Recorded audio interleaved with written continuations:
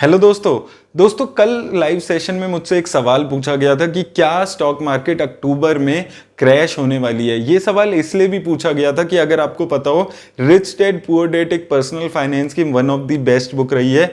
उसके author mister Robert Kiyosaki ने ये चीज़ बोली है कि अक्टूबर में बहुत बड़ा क्रैश स्टॉक मार्केट में आने वाला है। सिर्फ स्टॉक मार्केट में नहीं, बिटकॉइन, गोल्ड, सब में क्रैश आने वाला है। तो दोस्तों इस वीडियो में हम तीन चीज़ों पर बात करेंगे। सबसे पहले मैं आपको बताऊंगा कि स्टॉक मार्केट इतनी ऊपर पहुंची कैसे है। फिर मैं आपको निफ्टी की वैल्यूएशन से समझाने की कोशिश करूंगा कि क्या मार्केट ओवर वैल्यूड हो चुकी है, और एंड में सबसे जरूरी बात हम करेंगे कि जो मार्केट अगर क्रैश भी हो जाती है तो आप लोग कैसे प्रिपेयर हों। तो दोस्तों सबसे पहले अगर मैं आपको बताऊं कि स्टॉक मार्केट आज इतने बड़े लेवल पे कैसे पहुंची हुई है, तो हुआ ये था कि जब कोविड-19 की ये सिचुएशन हुई थी कि बहुत बढ़ने लगा था, तो किसी कंट्री को समझ नहीं आ रहा था कि आगे क्या होने वाला है। तो सबसे पहले जो फेड ने किया वो ये किया कि उन्होंने जो मनी अपनी प्रिंट करनी थी वो बहुत ज़्यादा बढ़ा दी, और साथ में उन्होंने जो इंटरेस्ट रेट थे वो नियर टू जीरो कर दिए। अब इससे हुआ क्या कि लोगों के हाथ में पैसा बहुत ज़्यादा आने लग गया, और दूसरा आपके साथ ये हुआ कि वो जो पैसा था उसको इन्वेस्ट कहाँ करें ये किसी को समझ नहीं आ रहा था, क्योंकि यूएस में जो इंटरेस्ट रेट है वो लगभग 0% है। तो लोगों को कहीं ना कहीं तो वो पैसा लगाना था। तो क्या किया यूएस के लोगों ने, उन्होंने इन्वेस्ट करना शुरू किया अलग अलग कंट्रीज में, और धीरे धीरे इंडिया जैसी कंट्रीज में बहुत ज्यादा पैसा आने लग गया, और उसकी वजह से धीरे धीरे स्टॉक मार्केट बढ़ने लग गई।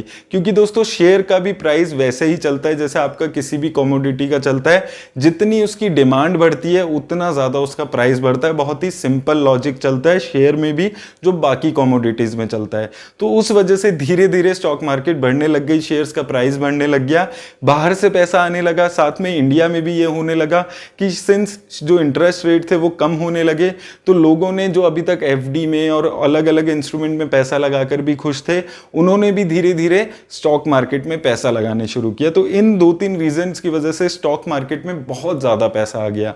अब दोस्तों डर ये है कि ये जो सिस्टम हमने शुरू किया, लिक्विडिटी बढ़ाई, प्रिंटिंग मनी की बहुत ज्यादा बढ़ा दी, इंटरेस्ट रेट जीरो कर दिया, ये कभी ना कभी तो खत्म होगी चीज। ये ऐसा नहीं है कि अब लाइफ लॉन्ग ऐसे ही चलने वाला है। अब एक टाइम आने वाला है जब फेड अपना एक डिसीजन लेगा और वो इंटरेस्ट रेट को फिर से थोड़ा बढ़ाएगा।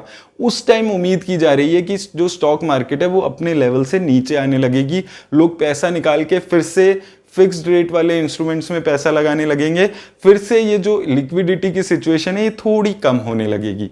ये किसी को नहीं पता कि ये कब होने वाला है। हो सकता है ये 2021 के एंड में हो, 2022 में हो, ये किसी को नहीं पता। लेकिन दोस्तों सबसे बड़ा सवाल यहां पर आता है कि क्या जो इंडिया की मार्केट इतनी ऊपर गई है, निफ्टी 17,500 के आसपास गई है, ये सिर्फ इस लिक्विडिटी की वजह से है।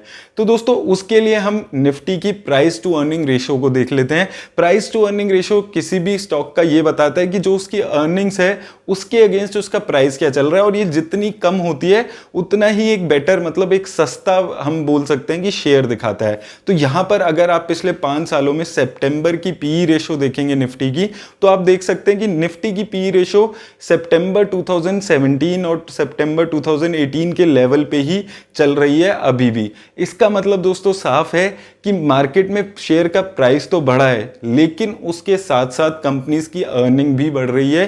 धीरे धीरे इंडिया की जो बातें होती हैं कि इंडिया ग्रो करने वाला है, वो कंपनीज की अर्निंग में दिख रही है। धीरे धीरे कंपनी की अर्निंग्स बहुत ज़्यादा अच्छी हो रही है, बहुत ज़्यादा ग्रो कर रही है। तो जो इंडिया में निफ्टी बढ़ी हुई है वो सिर्फ और सिर्फ लिक्विडिटी की वजह से नहीं बढ़ी हुई।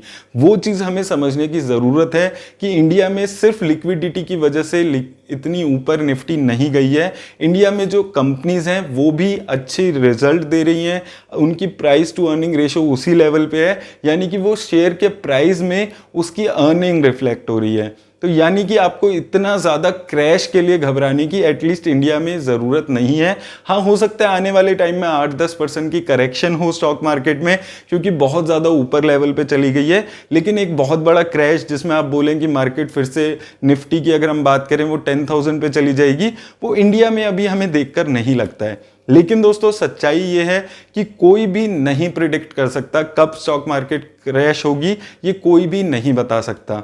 हमें हर वक्त प्रिपेयर रहना है मेंटली क्रैश के लिए अगर हम स्टॉक मार्केट में इन्वेस्ट करते हैं। तो मैं आज आपसे अपना एक्सपीरियंस शेयर करने वाला हूं। जब मार्च 2020 में क्रैश आया था स्टॉक मार्केट में, तो मेरे अच्छा खासा पैसा उस वक्त भी म्यूचुअल फंड्स में, स्टॉक्स में लगा हुआ था। तो उस वक्त क्या 2-3 चीज़ें थी जिसकी वजह से मैं उस क्रैश से उभर भी पाया और मैंने अच्छा खासा प्रॉफिट भी जनरेट किया। तो दोस्तों, सबसे पहली चीज़ जो आपको क्रैश से बचाती है वो ये ज़रूरी है कि आपके पास एक इमरजेंसी फंड हो। दोस्तों, आपको कम से कम अपने जो एक्सपेंस है उसके 1 साल का पैसा अपने पास रखना है इमरजेंसी फंड में। क्योंकि दोस्तों होता क्या है, सबसे बड़ी दिक्कत क्या आती है कि मान लीजिए आज क्रैश आ जाता है स्टॉक मार्केट में 30-40% की करेक्शन आ जाती है और उसी वक्त आपको कोई पैसा चाहिए इमरजेंसी के लिए, तो आप चाहे ना चाहें आपको अपने स्टॉक मार्केट से पैसा निकालना पड़ेगा और एक बहुत बड़े लॉस में आपको पैसा निकालना पड़ेगा। तो आपको हर वक्त ये याद रखना है कि आपने स्टॉक मार्केट में पैसा तो लगाया है, ठीक है, लेकिन उसके अलावा आपके पास एक इमरजेंसी फंड का कोटा हमेशा होना चाहिए, ताकि जब स्टॉक मार्केट अगर गिर भी जाती है तो आपको अपने स्टॉक के पोर्टफोलियो को या म्यूचुअल फंड के पोर्टफोलियो को छेड़ना ना पड़े, उसको आपको ना चाहकर भी बेचना ना पड़े किसी इमरजेंसी की वजह से। ये चीज़ मैं हमेशा आपको बोलते हुए आता हूँ, आपको ये चीज़ ध्यान रखनी है। उस वक्त मेरे इमरजेंसी फंड ने मुझे एक भरोसा दिया था कि अगर मार्केट 1-2 साल भी ऊपर नहीं जाती तो भी मुझे कोई डर नहीं है, क्योंकि मेरे पास इमरजेंसी फंड है। दूसरी चीज़, जब भी दोस्तों आप स्टॉक मार्केट में इन्वेस्ट करते हैं, आपको ये चीज़ हमेशा ख्याल रखनी है कि स्टॉक मार्केट कभी भी एक लाइन से ऊपर नहीं जाता है। मार्केट में हमेशा ऊपर नीचे चलने वाला है। कभी आपको 20% का प्रॉफिट होगा तो कभी 5-7% का लॉस भी आपके पोर्टफोलियो में आपको देखने को मिलेगा।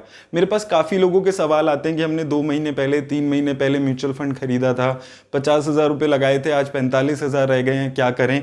तो दोस्तों, आपको एक चीज़ समझनी है, अगर आप स्टॉक मार्केट में पैसा लगा रहे हैं, आप लॉन्ग टर्म के लिए पैसा लगाएं। शॉर्ट टर्म के पर्सपेक्टिव से आपको इक्विटी में कभी भी पैसा नहीं लगाना है।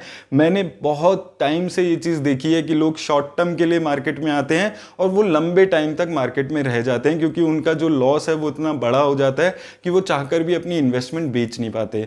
तो आप वही पैसा अपना स्टॉक मार्केट में लगाएं जो आप लॉन्ग टर्म के लिए लगाना चाहते हैं, जो आपको पता है कि आप 5-7-10 साल तक यूज़ नहीं करेंगे। और दोस्तों, तीसरी सबसे इंपॉर्टेंट बात कि आपको डाइवर्सिफिकेशन अपने पोर्टफोलियो में करके चलनी है। आपको अपने रिस्क के हिसाब से डाइवर्सिफिकेशन करनी है। आपको किसी भी म्यूचुअल फंड के पीछे नहीं भागना है क्योंकि वो 100% रिटर्न दे रहा है या वो 200% रिटर्न दे रहा है। आपका रिस्क कितना है, क्या आप स्मॉल कैप कंपनीज में पैसा लगाकर सेटिस्फाई रहेंगे, आपको रात को अच्छी नींद आएगी, ये चीज़ आपको याद रखनी है अगर आप उसमें पैसा लगा रहे हैं। अगर आप लार्ज कैप कंपनीज में भी पैसा लगा रहे हैं तो भी आपको ये चीज़ याद रखनी है कि क्या आपका रिस्क प्रोफाइल आपके पोर्टफोलियो के हिसाब से बना हुआ है या नहीं बना हुआ है। आप इक्विटी में कितना पैसा लगा रहे हैं, आप डेट में कितना पैसा लगा रहे हैं, आपका इमरजेंसी फंड कितना है, वो सारी चीज़ें मिलाकर आपका रिस्क प्रोफाइल बनाती है और ये चीज़ें आपको हेल्प करती हैं जब आप स्टॉक मार्केट में क्रैश को देखते हैं। मैं हमेशा से ये 3 चीज़ों पे भरोसा कर रहा था, मैं लंबे टाइम से इन्वेस्ट भी कर रहा था, लेकिन मैं हमेशा से ये फॉर्मूला यूज़ कर रहा था। मैंने अपनी डाइवर्सिफिकेशन अच्छी रखी थी, इमरजेंसी फंड अपने पास रखता था और मैंने जब भी इक्विटी में इन्वेस्ट किया है मैंने 15-20 सालों का सोच के इन्वेस्ट किया है। तो मार्च 2020 के क्रैश में मुझे कोई प्रॉब्लम नहीं आई, बल्कि मैंने और पैसा उस वक्त मार्केट में लगाया। मैंने तब भी यही सोचा था कि आने वाले 15-20 सालों के लिए ये पैसा मैं डाल रहा हूँ। तो आप भी हमेशा प्रिपेयर रहें, ये 3 चीज़ों का ख्याल रखें और अगर आपने इन तीनों में से कोई भी चीज़ नहीं की है तो आज ही आप लोग इसको कर लें।